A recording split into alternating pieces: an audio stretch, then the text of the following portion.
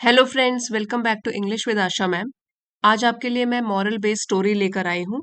इसका टाइटल है wealth and values. Wealth होता है धन दौलत और वैल्यूज होते हैं प्रिंसिपल्स या सिद्धांत। तो एक हो गया धन दौलत या प्रिंसिपल्स या सिद्धांत। शुरू करते हैं स्टोरी। अच्छा मॉरल है और वर्ड मीनिंग्स भी न्यू सीखेंगे। Here is the story of a rich businessman mister Balaji. तो ये कहानी है एक अमीर बिजनेसमैन मीन्स व्यापारी। एक अमीर व्यापारी की कहानी है जिसका नाम था mister Balaji and his sons, और उनके बेटे। सन से प्लूरल में है बेटे, गगन एंड राहुल। तो ये उनके बेटों के नाम थे, गगन और राहुल। तो ये कहानी है एक अमीर बिजनेसमैन की, व्यापारी की, मिस्टर बालाजी की, और उनके बेटे गगन और राहुल की। गगन ऑलवेज हेल्प्ड हिज फादर। गगन जो है हमेशा मदद करता था, वर्ब सेकंड फॉर्म में है, मदद करता था अपने पिताजी की। And was very responsible boy, और एक जिम्मेदार लड़का था। बॉय यहाँ पे नाउन है और इसको डिस्क्राइब कर रहा है एडजेक्टिव। रिस्पॉन्सिबल, जिम्मेदार, इसकी क्वालिटी बताई गई है कि क्या था। एक तो हेल्प करता था, मदद करता अपने पिताजी की, और बहुत ही जिम्मेदार लड़का था। But Rahul was very irresponsible. फिर उसका जो भाई था राहुल, वो बहुत ही ज्यादा लापरवाह था, गैर जिम्मेदार था। रिस्पॉन्सिबल का ऑपोजिट वर्ड हो गया इररिस्पॉन्सिबल। हमने यहाँ पे एक प्रीफिक्स लगा दिया इर, और उससे वर्ड का मीनिंग चेंज हो गया। इररिस्पॉन्सिबल, गैर जिम्मेदार, लापरवाह।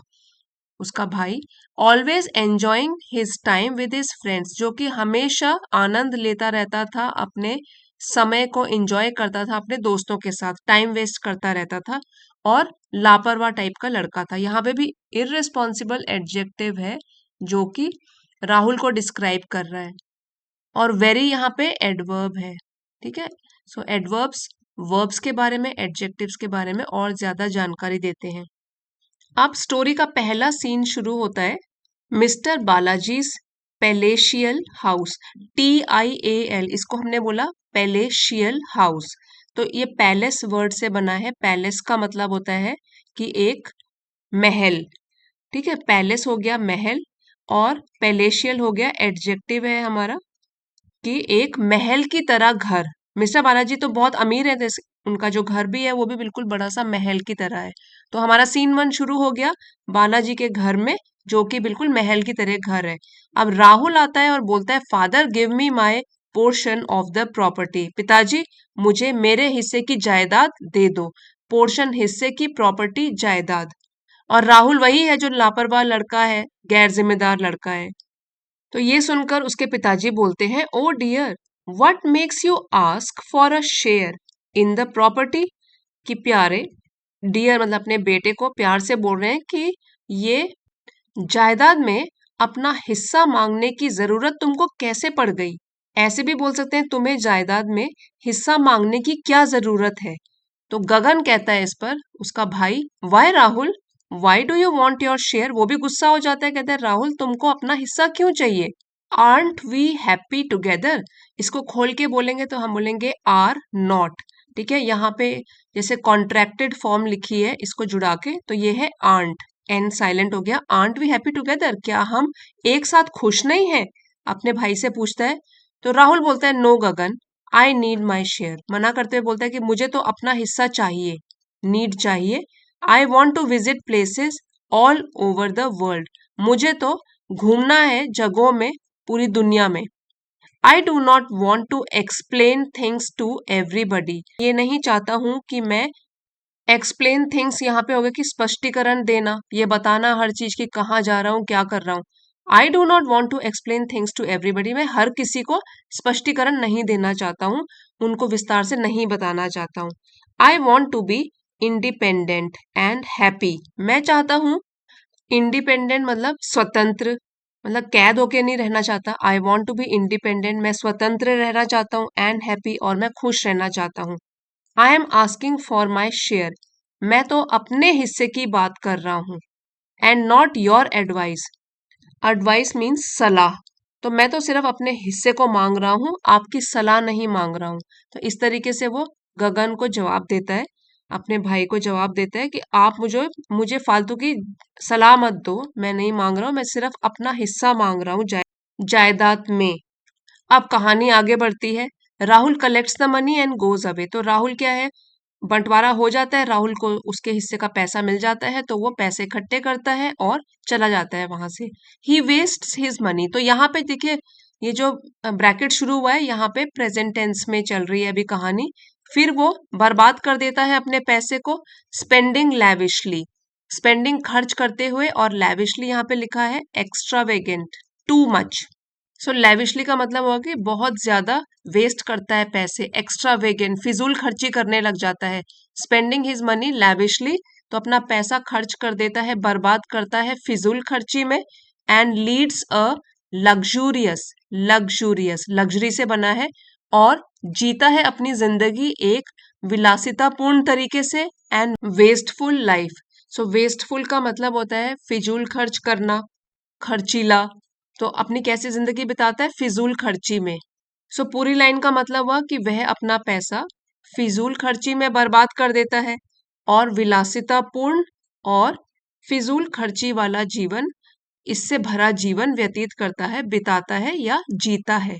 ही visits places all over the world. तो जैसे उसकी इच्छा थी, तो वो विजिट करता है, यात्रा करता है अलग अलग जगहों में पूरी दुनिया की, विद हिज फ्रेंड्स, अपने दोस्तों के साथ। Eventually he turns into a poor man. आखिरकार वो बन जाता है एक गरीब आदमी। सारा पैसा खत्म और फिर बन जाता है गरीब आदमी। पैसा तो खत्म हो गया और कमा कुछ नहीं रहा है, फिजूल खर्च कर दिया उसने। He begins to feel the need for money. अब उसको जरूरत पड़ने लग जाती है, मनी मीन्स पैसे की, अगेन। तो उसको फिर से पैसों की जरूरत महसूस होने लग जाती है। His friends do not want to be with him. अब फ्रेंड ने पहले जब पैसे थे तब तो बड़ा उसके साथ एंजॉय कर लिया, अब जब उसके पास पैसे नहीं है तो उसके दोस्त भी उसके साथ रहना नहीं चाहते हैं। Do not want to be with him. Rahul goes in search of them. Rahul उनको ढूंढने के लिए जाता है, इन सर्च ऑफ मीन्स ढूंढने के लिए। But no one helps him, लेकिन कोई भी उसकी मदद नहीं करता है। He wanders about desperately. Wanders means aimlessly, घूमना, बिना किसी लक्ष्य के इधर उधर भटकना। तो भटकता रहता है। डेस्परेटली का मतलब हो गया out of control, do anything to change the situation. मारा मारा फिरता है वो अपनी, यहाँ पे डेस्परेटली हो गया मारा मारा फिरना। And lives in utter poverty. अत्यंत, अटर बहुत ज्यादा, पॉवर्टी हो गया गरीबी, और अत्यंत गरीबी में रहता है, बहुत ज्यादा गरीब बन जाता है। तो पूरी लाइन का मतलब है he wanders about desperately and lives in utter poverty. वह मारा मारा फिरता है और अत्यंत गरीबी में अपना जीवन जीता है। Gradually Rahul realises that even the servants enjoy better facilities in his father's house। Gradually means धीरे धीरे, राहुल को समझ आने लगता है, रियलाइज हो जाता है कि इवन द सर्वेंट्स, नौकर चाकर भी, इंजॉय, आनंद ले रहे हैं, बेटर मीन्स बेहतर, फैसिलिटीज सुविधाओं का, उसके पिता के घर में। बेटर ये जो है कंपैरेटिव डिग्री है, ई आर लगा है। जैसी वो लाइफ जी रहा है उससे बेहतर तो उसके पिताजी के घर में नौकर चाकर लाइफ जी रहे हैं। He decides to go back home. फिर वो फैसला करता है कि वो वापस घर चला जाएगा। He is advised by his father's friends to go back to his father. और उसको सलाह दी जाती है, पैसिव में है ये वाला sentence. He is advised by his father's friends, उसके पिताजी के मित्रों के द्वारा उसको सलाह दी जाती है कि उसको वापस अपने पिता के पास चला जाना चाहिए। Rahul goes back to his father. तो ये सुनकर, अब क्योंकि कुछ तो हो नहीं सकता, पैसे तो है नहीं उसके पास, वो वापस चला जाता है, सलाह भी मान लेता है। पहले तो बोलता है ना कि मुझे फालतू की सलाह मत दो, अपने भाई को बोलता है। लेकिन अब जब हालत खराब है, Rahul goes back to his father, अपने पिता के पास वापस चला जाता है। His father sees him coming. उसके पिता उसको आता हुआ देखते हैं। He embraces him joyfully. Embrace मतलब गले लगाना, जॉयफुली खुशी के साथ। एंड टेक्स हिम होम, और वो उसको अपने घर ले जाते हैं। यहाँ पे ब्रैकेट क्लोज हो गया। तो हमने जो पूरा अभी पैराग्राफ पढ़ा वो हमारा प्रेजेंट टेंस में था, सारे वर्ब्स इसमें प्रेजेंट टेंस में थे। सो पिता तो बहुत खुश हो जाते हैं कि बेटा वापस आ गया, गले लगाते हैं खुशी के साथ और उसको घर लेके जाते हैं। तो हमने सीन 1 पढ़ा था और अब आ गया scene 2। Mister Balaji palatial house, फिर से कौन सा सीन है, कहाँ पर है ये? बालाजी के महल की तरह घर में। Rahul stands ashamed for what he has done. Rahul खड़ा होता है शर्मिंदा होकर, अशेम्ड मतलब शर्मिंदा होकर, जो भी उसने अब तक किया है। तो अपने किए पर राहुल शर्मिंदा है। तो राहुल अपने पिता को बोलता है, father I have made a mistake, पिताजी मैंने एक गलती करी है, मिस्टेक गलती। I do not deserve to be called your son, deserve मतलब योग्य, तो मैं योग्य नहीं हूं आपका बेटा कहलाने के। यहाँ पे उसका मतलब है कि मैं आपका पुत्र कहलाने योग्य भी नहीं हूं, क्योंकि मैंने तो बहुत बड़ी गलती करी है। Make me one of your servants, मुझे अपने नौकरों में से एक बना दीजिए, मीन्स मुझे अपना नौकर बना दीजिए। फादर कहते हैं, ओ माई बिलवेड सन, ओ मेरे प्यारे बच्चे, बिलवेड प्यारे, I am so happy to see you back home, मैं तो बहुत खुश हूं तुमको वापस घर आया देखकर। फॉरगेट व्हाट हैज हैपेंड, भूल जाओ जो कुछ भी हुआ है, एंड बिगिन लाइफ अफ्रेश, और एक नई तरीके से अपनी जिंदगी को शुरू करो। ठीक है, अफ्रेश मतलब नई शुरुआत, बिल्कुल fresh beginning. Mister Balaji calls his servants, और इसके बाद मिस्टर बालाजी जो है अपने नौकर चाकरों को बुलाते हैं।